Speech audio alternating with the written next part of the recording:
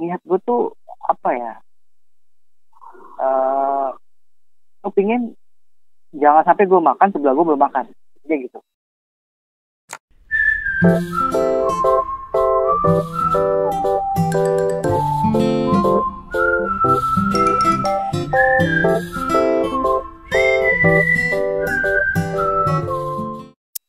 Walau terdengar bullshit ya, tapi jujur aja gue maunya begitu.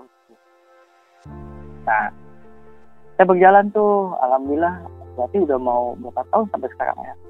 Udah jalan 3 tahun berarti ya? Oh lumayan juga. Udah pokoknya jalan 3 tahun, walaupun dalam setahun jujur aja sih kita nggak banyak bang adu kreatif tuh eventnya ya. Bisa dalam setahun tuh masih bisa dihitung pakai jari. Tapi alhamdulillah bisa mencukupi gua sama Fahmi dan kru freelance kita selama 1 tahun tersebut. Nah, jalan tuh 3 tahun. Ya, biasanya 2,5 tahun lah ya. Kita alhamdulillah kan berjalan bisa dibilang naik enggak, turun juga enggak bang. Dalam segi pemasukan ya. Karena gua orangnya nggak mau langsung jebret gitu ya.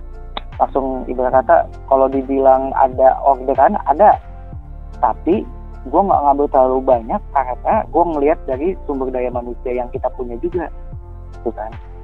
Kadang ada orderan yang contoh misalkan ada event selling nih, selling produk, gue kadang lempar ke IO lainnya, tuh. Jadi kita cuma dapat persentasenya aja. Kenapa gue nggak ngambil? Ya karena dari segi SDM yang gue punya belum bisa untuk menjalankan itu gitu, daripada nanti kenapa-napa dan bisa rugi jutaan gitu kan. Malah sempat waktu itu kan kita sempat rugi jutaan, bener nggak? Puluhan juta, masih ingat nggak? 2018 berarti 2018. Yang waktu kita bolak-balik ke bandara, waktu itu memang kita ada orderan souvenir dalam suatu event. Souvenir yang ini. Oh iya, souvenir dari luar negeri, dari Cina ya. Oke, gue paham. Jadi itu waktu itu kita berhubungan sama bagian custom di bandara. Ya. Ya, terbentur masalah cukai. Ya, tokai.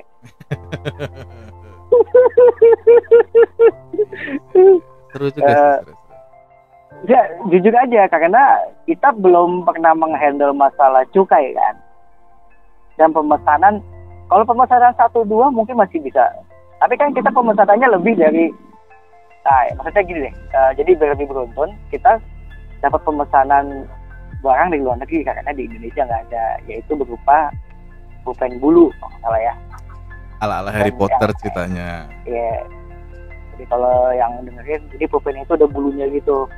Nah, di Indonesia nggak ada, tapi nggak bisa nyetok banyak. Waktu itu kita harus nyetok sekitar 200 pieces, kalau nggak salah ya, 200 pieces lah. Nah, ternyata dari barang luar negeri itu, kalau masuk cukai di atas berapa ratus dolar itu harus ada suratnya lah, intinya gitu. Ya, benar. Di situ kita nggak tahu. Ya, harusnya sih bisa kita pakai surat dari si klien, tapi nama yang udah masuk di cukai itu nama kita, nama ID kreatif. Gitu. Bukan nama kalau klien.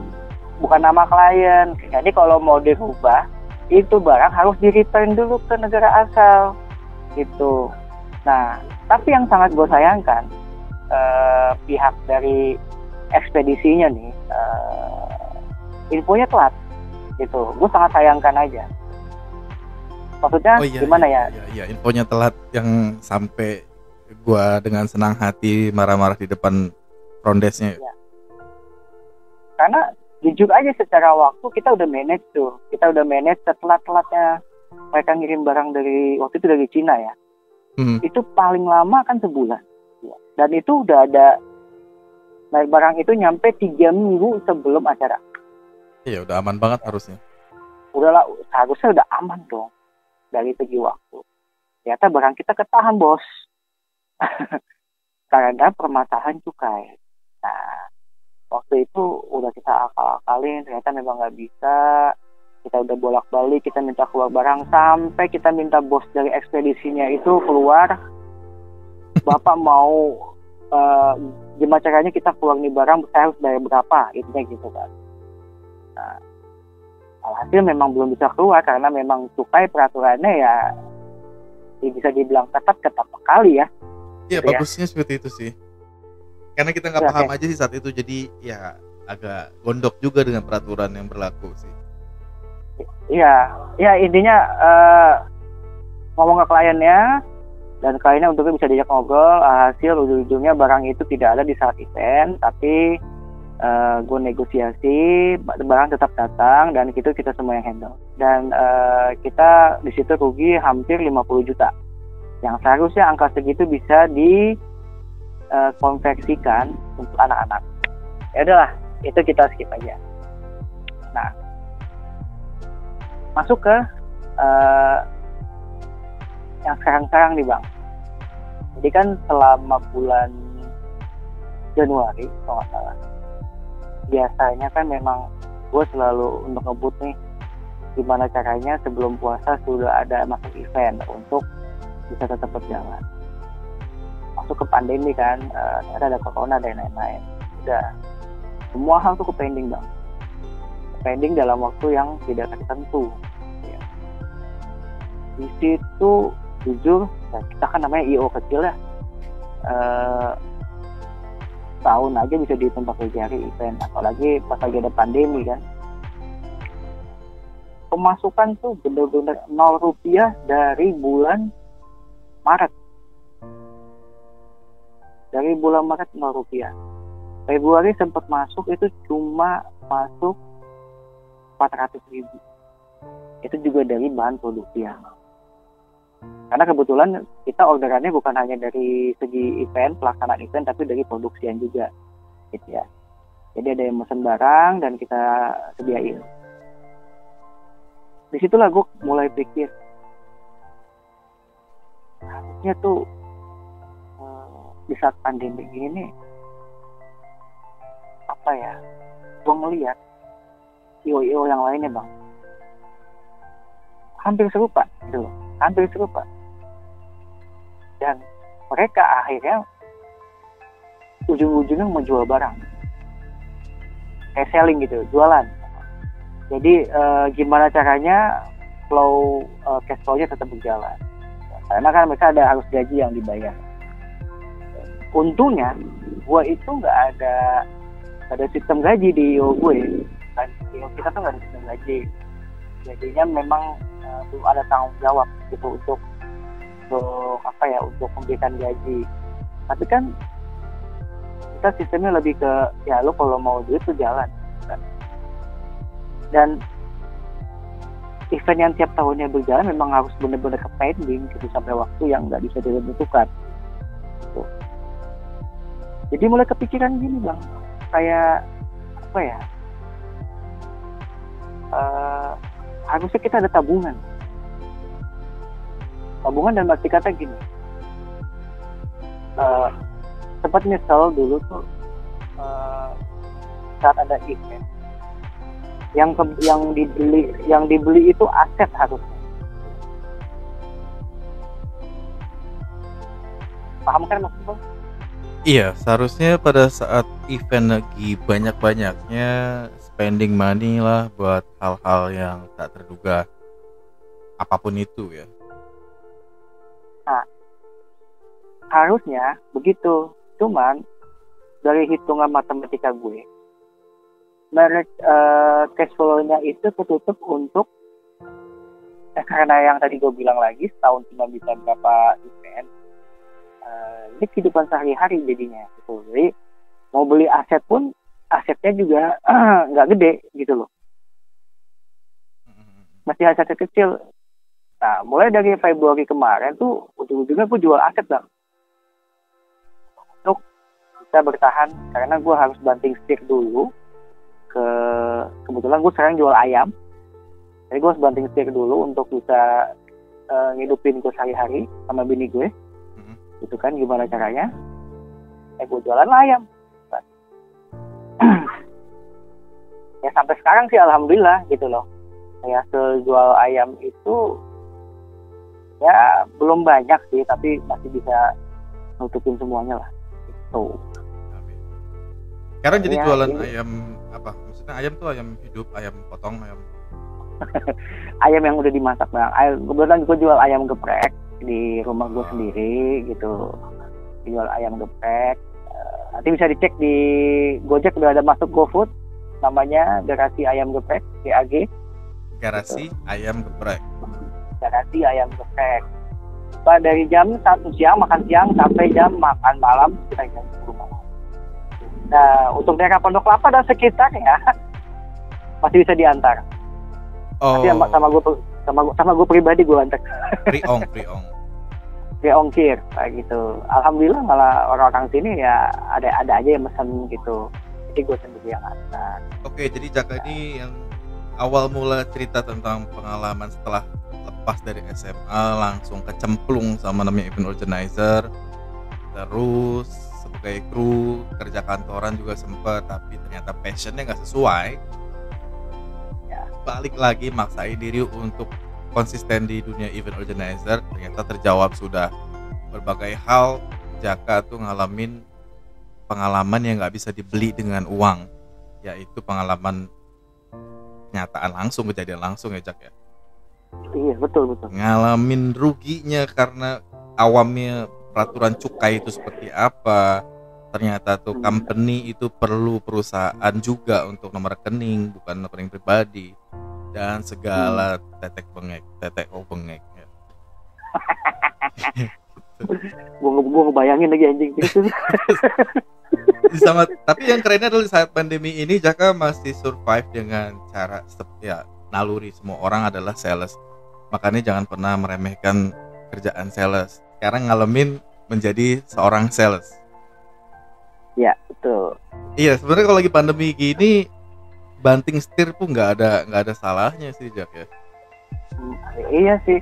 Nggak, dan juga sebenarnya gini sih bang. Gue percaya sih bang. Kita itu di dunia ini kita harus punya label. Dalam arti kata gini, kita harus kalau punya kerjaan, gue percaya kalau kita ngerjain itu secara fokus dan secara terus menerus, kita akan dicap seperti itu bang. Dan gue mau seperti itu dulu, gitu. Dari dulu, contoh misalkan Jaka dari dulu dikenal sebagai event, Jaka event. Otomatis orang-orang ngeliatnya ya udah, nanti kalau yang berhubungan dengan event bisa ngubungin Jaka, gitu. Dan alhamdulillah itu pun terjadi gitu. Jadi untuk yang lainnya, gue nggak tahu sih ini mekanisme gue aja sih. Gue percaya cara seperti itu akan berhasil. Tapi kalau untuk dari segi rezeki orang-orang beda-beda kan. Jadi maksudnya jangan nyerah lah, jangan. Karena gue pernah ketemu bang, ada beberapa orang yang patah semangat, yang sudah menyerah akan event. Iya. Padahal dia, kalau gue bilang dia punya potensi besar. Tapi entah mengapa. Gue kenal tuh orang itu, gue kenal. Gak usah diomongin ya. Gak usah diomongin, lagi bahas Jaka aja. Jadi gue tuh sebagai gini bang, pengen tolong kadang kita boleh kita jalan di apa yang kita mau nih. Hati kita maunya ini, kita kerjain itu. Tapi ini sih buat nasihat ke diri gue pribadi juga. Dulu gue nggak pernah dengerin nasihat orang bang. Dulu gue tuh nggak pernah dengerin apa kata orang gitu loh. Tapi berasa nanti 5 sampai 10 tahun kemudian kenapa gue nggak dengerin itu ya? Karena yang namanya itu kan belakangan ya. Kalau dulu namanya registrasi kan. Nah nyesel tuh belakangan guanya gitu. Karena gue dulu nggak pernah dengerin. Ada yang bilang harus inilah, harus itulah kalau mau ngejalanin ini. Ya kurang lebih seperti itulah. Ya buat teman-teman yang lain, buat pekerja event yang lain juga tetap semangat deh. Insya Allah kan katanya kan bulan Juni udah mulai ditutup nih PSBB, ya udah mulai ngegas lagi deh, gas lagi, cari klien lagi, atau intinya cari kerjaan lagi. Kalau event sendiri dari pemerintahan sebenarnya udah berjalan dari Idul Fitri kemarin. Ya, Itu 4.000 orang diundang datang untuk makan malam bersama, kalau nggak salah makan malam ya. Berarti kan itu perlu IO gitu loh. Ya beruntung aja untuk IO yang dekat dengan pemerintahan. Hanya saja untuk IBIC sendiri kan untuk pemerintahan masih jauh dari masih belum, Mas. possibility-nya kan. Cobalah besarin lagi namanya, terus menuju pemerintahan juga, meskipun katanya faktanya pembayarannya tuh lama banget. Ya itulah salah satunya gue belum bisa ngambil. Kalau dapat tawaran banyak, Bang. Demi Allah banyak. Ke kitanya ya. Ya kan ada yang mau berani ngambil nggak? Tapi gue harus sediain dana sekian gitu loh. Nah sekarang gue pikir gini, Bang. Berarti kita ini memang harus punya uang yang lumayan untuk bisa masuk pemerintahan gitu. Iya. Kalau masih Lumayan. pas-pasan mending nggak usah deh. Mendingan nggak usah deh, jangan dipaksain, jujur. Tolong, karena gua ada pengalaman temen gua mengambil itu dipaksakan dan dia berhutang sampai sekarang hampir 250 jutaan. Dan dia ujung-ujungnya dia nggak bisa ditahan, nggak bisa dipenjarakan. Karena kalau dipenjarakan percuma, dia nggak bisa balikin duitnya ntar gitu. Tapi hidupnya nggak bakal tenang. Iya. Karena dia harus punya tanggungan 250 juta itu balik berapa lama coba? Bayangkan. Lama banget, lama. Apalagi gue yang kemarin rumah hantu rugi. Anjay. Sampai sekarang gue harus ngebalikin. Tuh, rumah hantu berapa, Bang? Kalau lo boleh share. Kalau rumah hantu kemarin modalnya itu 105 juta kalau nggak salah. Dan itu returnnya nggak sampai seperempatnya. Dan gue harus kembalikan sisanya kurang lebih 78.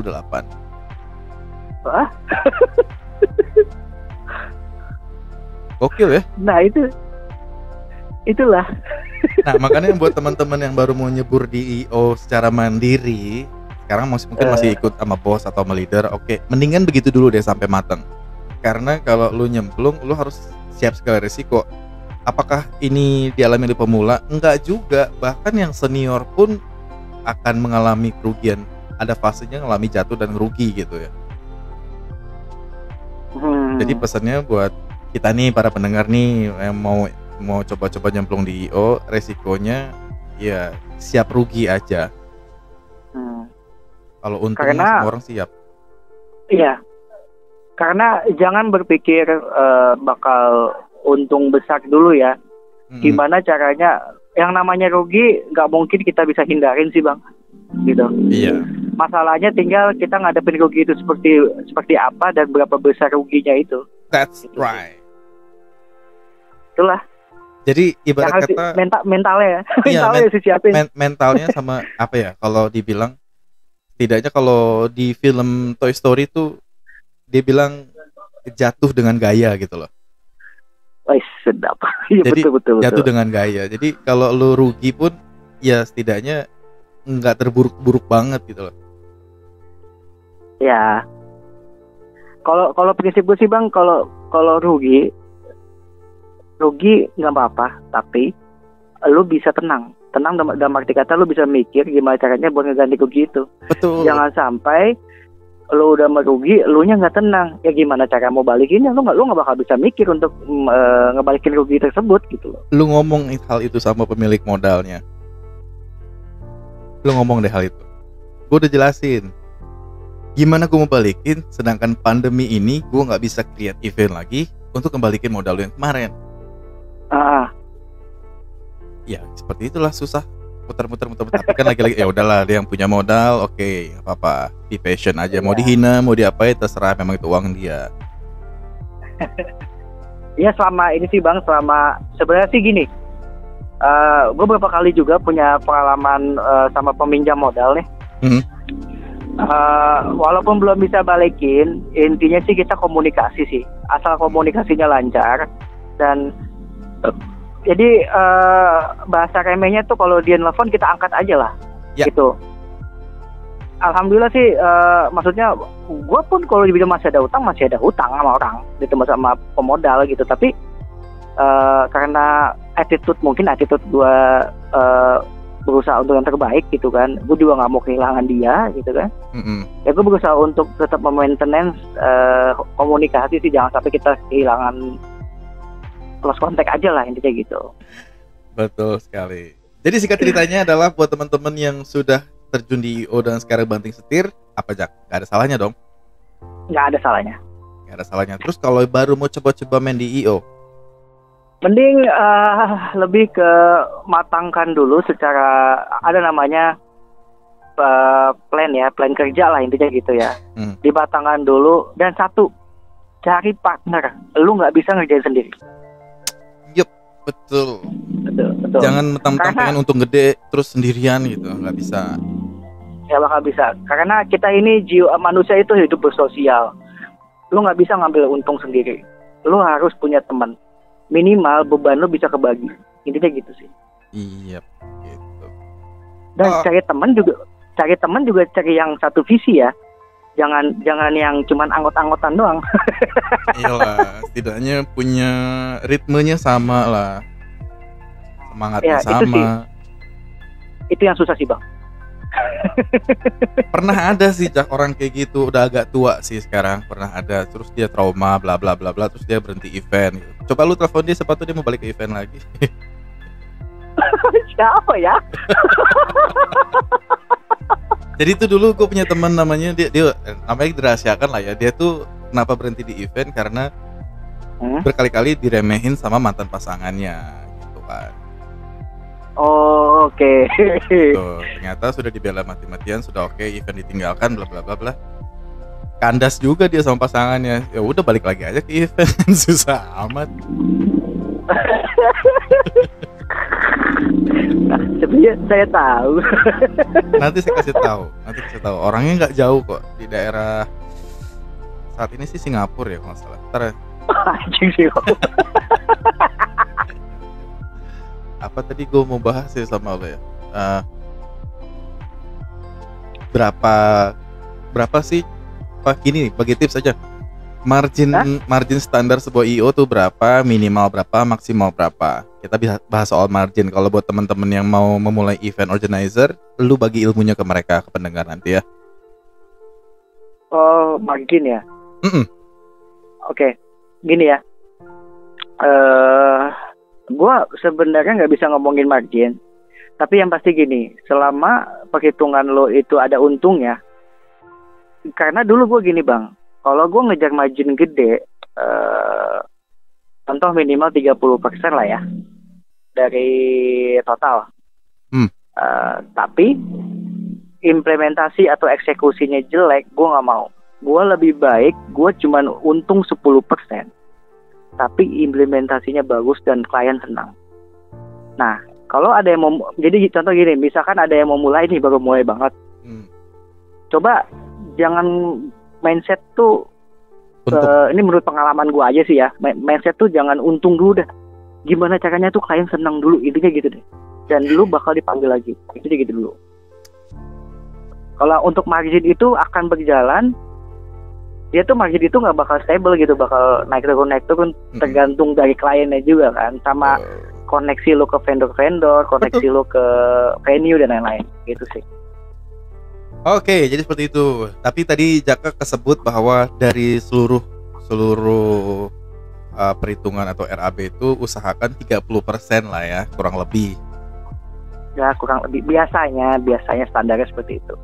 Oke, Jaka, thank you very much. Mungkin next time kita bisa lebih detail lagi bagi ilmu buat teman-teman yang mau nyebur di IO atau sudah senior di IO, terus pengen denger kita yang pemula-pemula ini, oh kayak gini ya pandangan dia ya. Kan seru juga dong. Oh ya, gua pun masih belajar kok Bang. Kalau ada teman yang bisa lagi, mungkin gue bakal lebih dengar lagi. Iya, mudah-mudahan dari omongan ini juga ada yang komen nggak seperti itu loh, gini-gini. Oh, berarti kan kita didengar, ada pemerhati. Ya. Alright, thank you very much. Dan gue harus pamit undur, Jack. Sama-sama, thank you juga. Thank you, sukses Jack. Ya. Bye, assalamualaikum. Waalaikumsalam.